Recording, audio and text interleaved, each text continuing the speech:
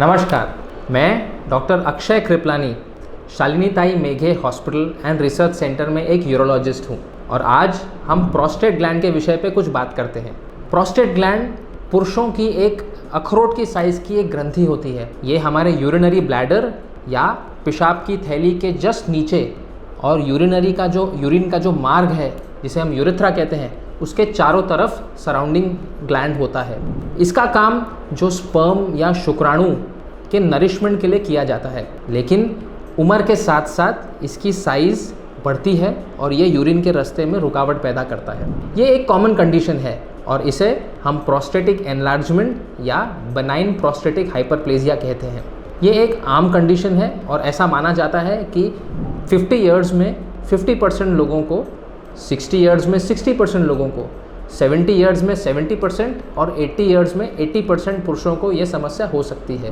Prostatic enlargement के कुछ common symptoms में से यूरिन में ज़ोर लगाना, यूरिन खुल के ना आना, यूरिन रुक के आना, यूरिन बार बार आना, एक बार यूरिन लगने पर टॉयलेट अर्जेंटली दौड़ के जाने की इच्छा होना, खास तौर पे रात को नींद से उठ के बार बार यूरिन लगना, ये कॉमन सिम्टम्स हैं। स्पेशली कभी कभी यूरिन में ब्लड भी आ सकता है। टाइमली इसका इलाज करने पर ये सभी सिम्टम्स को कंट्रोल किया जा सकता है। अगर इन सिम्टम्स को कंट्रोल ना किया जाए तो कुछ कॉम्प्लिकेशंस हो सकते हैं, जैसे कि अगर यूरिन ब्लैडर में यूरिन बहुत ज़्यादा स्टोर कर रहे हैं तो उसमें यूरिनरी इन्फेक्शन या ब्लैडर में स्टोन्स बन सकते हैं। यूरिन ब्लैडर में काफ़ी मात्रा में यूरिन स्टोर करने से ब्लैडर वीक या फेल हो सकता है। हाई प्रेशर ब्लैडर बनाने से किडनीज पे बैक प्रेशर आता है जिससे किडनी फेलियर भी हो सकता है। इसीलिए BPH का टाइमली इलाज ज़रूर करें।